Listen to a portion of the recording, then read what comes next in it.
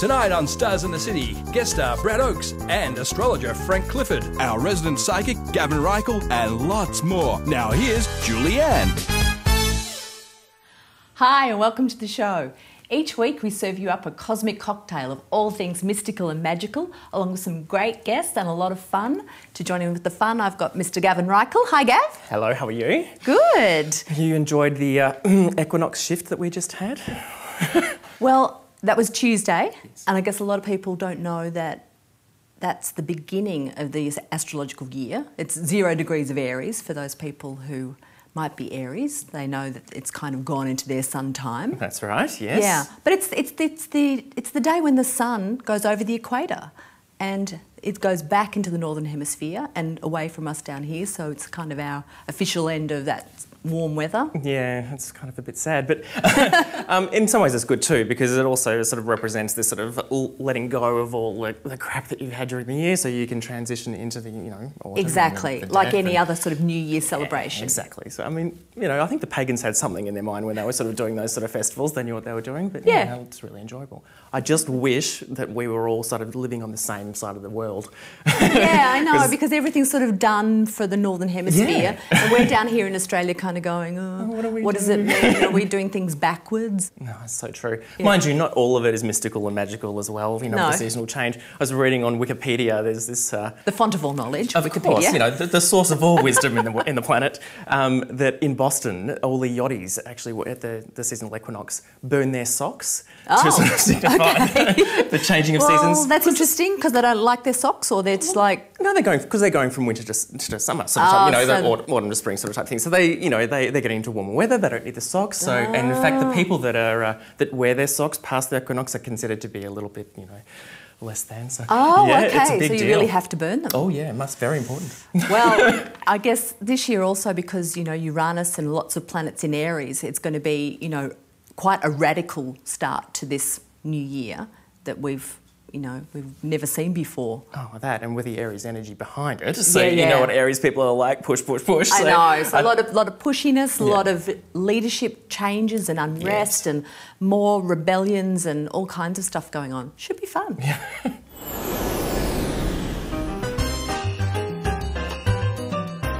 Now we've got a segment called Stargazing where we look at different celebrities.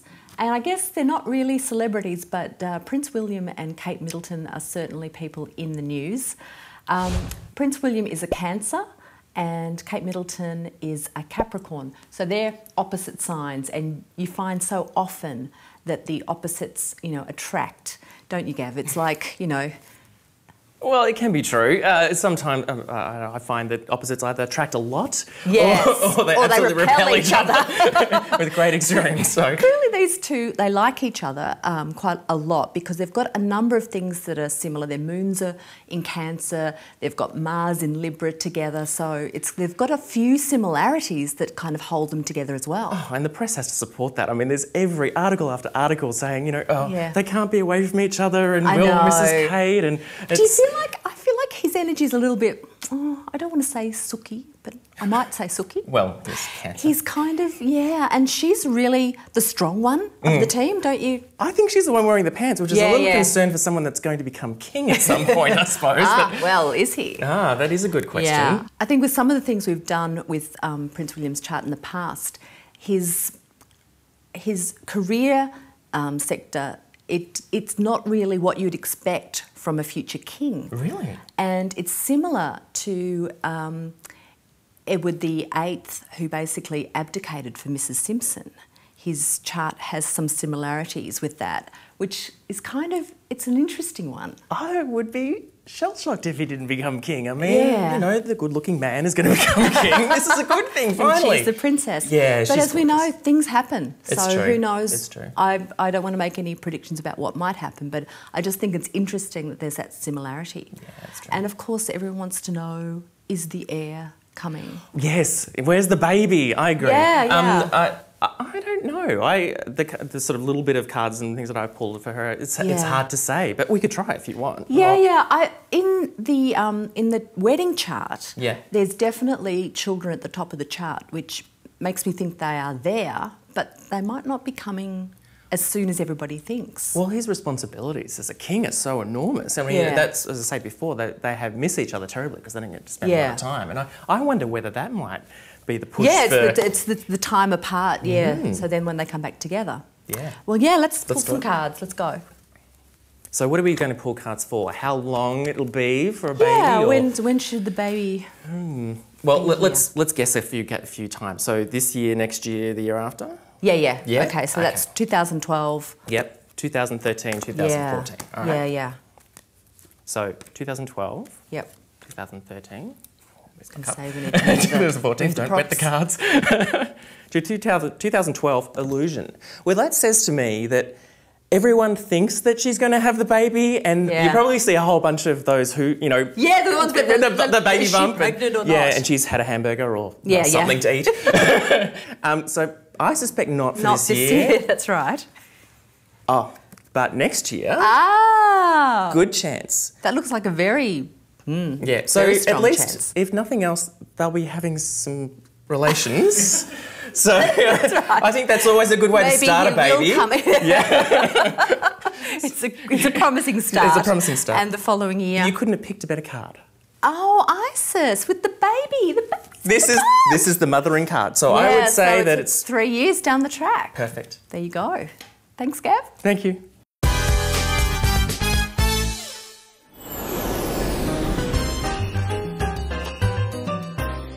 Our special guest tonight is Brad Oakes, and he's a comedian. I guess you've been a comedian for quite a few years now. I've done comedy for 20 plus years. Yeah. So I know everything. You know everyone. Yeah, that's what I meant to say. You've done it all. Yes, I have. And people can catch you at the Comedy Lounge in... It's the Comics Lounge in North Melbourne. Comics Lounge in North Melbourne. I'm there all the time. If I'm not working elsewhere, I drop in there and just do cameos. Yeah. Just to keep your hand in it, just to be in front of that audience. It's really important, isn't it? Yeah, and it stops me knocking off people's cars. Because at least people know where I am. Keeps you off the streets. It does keep me off the streets, momentarily. Well, have you had an astrology reading before? I've never had one. So this is going to be a first. I have had fortune cookies. Yes. Yeah. I'm just going. Did they work? Was it any? Yeah, I had a fortune cookie that said you will put on a lot of weight when I was about 20. And probably the other 500 fortune cookies added to that. Yeah, maybe that was it. Exactly. Well, we got your birth details. You had to ask your mum, which is because this is based on the day, the time, and the place that you were born, and it brings you up. You know, you're a Pisces sun, so Sun in Pisces is very creative, very intuitive. Somebody who's genuinely nice guy, I would say. I knew you were going to say intuitive. Did you? Exactly. So, yeah, generally Pisces makes you a nice guy, pretty sort of caring and thoughtful of other people as well. It may not come across that way. Yes. Because you've got Capricorn rising, and Capricorn is a very tough sign to have rising. It means you're quite ambitious and you're, very hardworking, and to other people it might come across that, you really are kind of a lot more... a lot tougher, I guess, than what the Pisces sun energy is. So it's like you've got that simmering away underneath, but what the rest of the world sees is someone who's pretty tough. Yeah. And it also means that you've had a tough beginning to life, and things have been difficult. But the great thing with Capricorn rising is things get easier as you get older. So your life starts to become a lot easier the older you get, which is, always the good news. Yeah, well, so you're kind of saying as you get older, people put your food in a blender for you. So eating's a lot easier. Eating's a lot easier. We don't have to worry about the dribble. Don't have to chew. Yeah. You don't have to chew. Fair enough. Yeah, well, that kind of makes sense, yeah. And the other thing is that your ascendant and descendant were hit by eclipses last year. So I believe you've lost quite a bit of weight, and that would account for that. Yeah. Yeah, so it's, how much weight have you lost? Ooh, well, I've lost in excess of 40 kilos. Wow. But like weight's a bit of a furphy too. What it is I've you know, in the modern parlance, I've downsized. That's right. Massively downsized. Yeah. Because I mean, I've probably lost more than that because I've got a bit of muscle now. So, oh wow! Yeah. You're building up that muscle. That's Mars, so that's good. Yeah. Mars. Yeah, you want a bit more Mars in you. Yeah, well, ironically, it was what I had to cut out was the Mars. Yeah, the Mars bars. The Mars bar, exactly. yeah.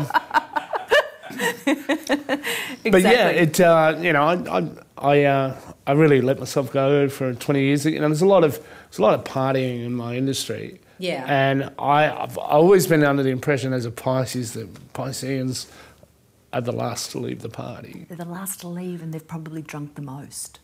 Yes.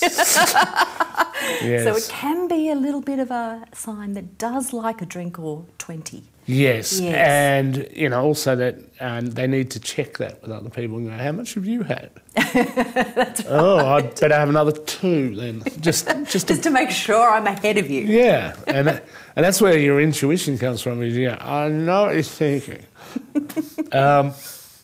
Exactly. Now, you've got Moon in Virgo. Now, Moon in Virgo is really interesting. It's a very critical moon. So you've got great attention to detail, but you've also got this ability to be quite hard on yourself and to really be sort of your own worst critic, if you like, at times. So it's something, though, that I think that's what sort of helped you with your ability to do your weight loss, because you didn't lose the weight because you wanted to look good. It was about the health aspect.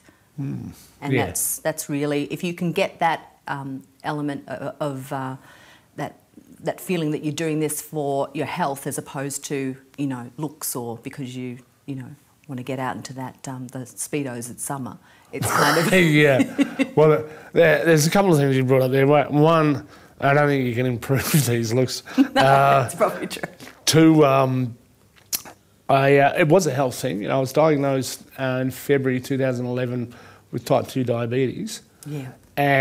But by November 2011, because I'd taken the right steps, I was told that I really don't have it anymore. Wow, that's fantastic. And that's just change of diet and bringing in some exercise. Change of diet, change of lifestyle, and I've become addicted. Well, I'm addicted. Yeah, well, you have an addictive personality. Let's be frank. I do indeed, and I'm addicted to going to the gym.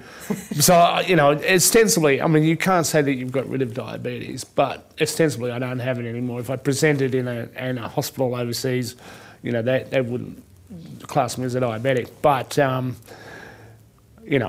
look at it from the point of view that my mother would say, well, so you just can't keep anything. You had diabetes and now you it's lost gone. it. Yeah. You've lost it. I don't know where I put it. Which is another Piscean trait of confusion and lost keys and things like that. You can't remember where Pisces doesn't have any boundaries. It's very hard for Pisces to kind of remember things like that because you're too busy daydreaming and having a good time elsewhere. Yes, because we're fish, and fish are nomadic, and they just live everywhere. That's right. Conceivably, they can live in any ocean that's connected to another ocean. Yeah, and in rivers and wherever. Yeah, but not lakes. So if anyone would like a Piscean comedian, they can find Brad on funnyguys.com.au. Thanks for coming in, Brad. Thank you very much.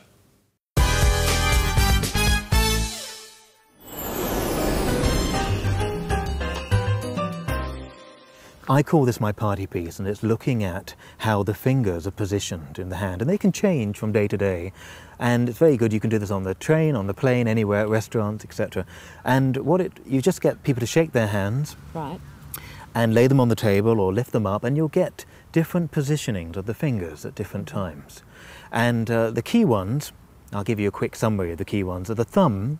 The further the thumb goes out, the more the person is willing to reveal themselves to you. A little bit too much. They maybe haven't got the discrimination. They let too many people in. So a very wide space on the thumb says the person is very open. They'll tell you their life story at the drop of a hat.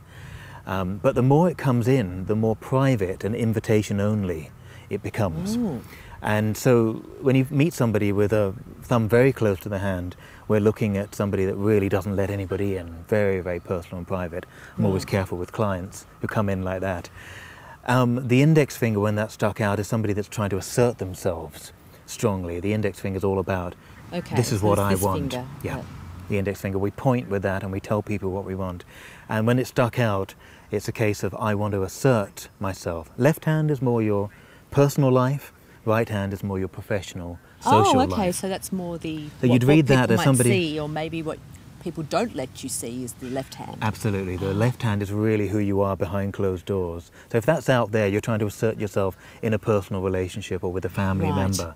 On the right hand, it's more about career and work or social life.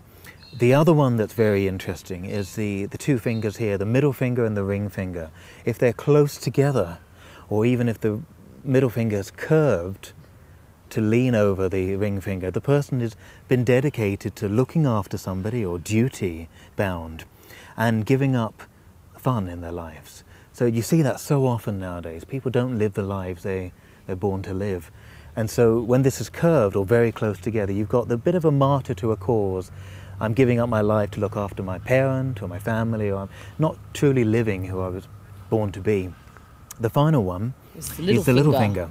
And you see the little finger stuck out on people who need time out of a relationship. They need space, they need... I always say, if you've got this and you're married or want a relationship, live next door and visit occasionally.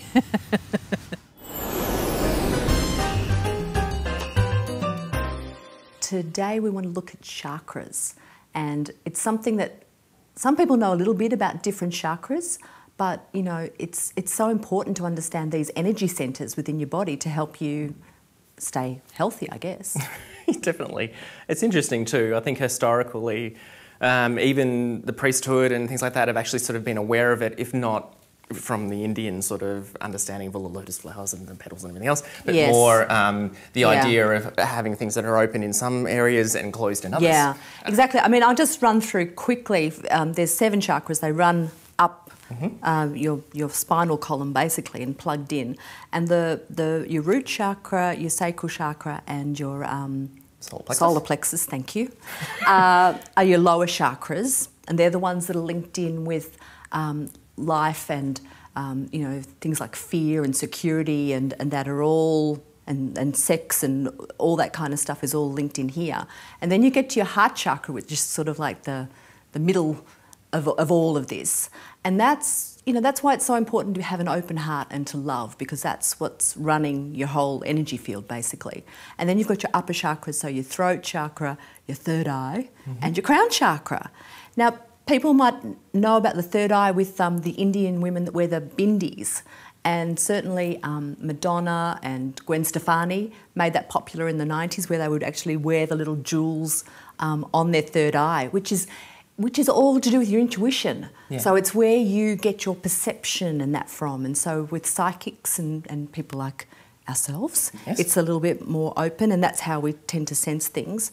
And then that's leading up to your crown chakra, where that's your connection to the divine. It's your power source to connect up. Yeah, but you don't want to be living just from your heart upwards either. So no, exactly. You've got to be grounded. Grounding is good. I learned that a long time ago. Yeah. And I think that, you know, people in our ilk tend to sort of have that problem a lot, don't they? Yes. You know, they'll go, everything is love and feeling and flower. Maybe they have a strong emotional centre, which is the solar plexus as well. So they tend to be very sensitive to what's going on around them and can't deal with, you know, really uber happy or sad or anything else from other people, because that tends to be afflicting upon them. But they sort of forget the rest of it. And, and you've got to get down to be grounded. You do. And the opposite is true for some of the people that have no sort of sense of the world around them, and others that they tend to live very much in a mundane life. They tend to live in the lower chakras. Yeah, exactly. So the aim of the game really is to kind of get them all balanced. And that's the hard bit. Yeah, it is. And so things like meditation, yoga, that's why that's all so popular now, because that really helps to work those. Absolutely. energy Yoga centres. is fantastic for that, for releasing any blockages and that sort of stuff. Yeah. And as I was saying before, sometimes it's desirable though, or not desirable, but it's done on purpose to emphasise one chakra as opposed to the others. So if you are someone that's a singer, you probably have a very well-developed throat chakra. Yeah. And probably a heart chakra too, because song comes from the heart. Yes, and it's, you've got to link the emotions to be able to thing. get that out. It's the difference between, you watch a performer and they're kind of mesmerising, and you watch the same performer. Or someone just sing. And they don't have that same sort of aura of glow around them. Yeah, that's true. Even if you watch, American Idol or any of those, it's like it was just a karaoke performance, which means they haven't connected all of that up and coming out of their throat chakra. Exactly. Yes. Well, that's it for this week's show. Remember to go to the website starsandcity.com.au and get the rest of your horoscopes. On next week's show, we're going to be talking about magic, and Gav, you're an expert on that. Indeed, I am. Thank you. You'll be able to help us out a little bit with some spells. Mm-hmm. We've also got an interview with Deborah Holding, which is going to be fantastic. She's one of the best astrologers on the planet. So until next week, may your stars be good stars. Good night.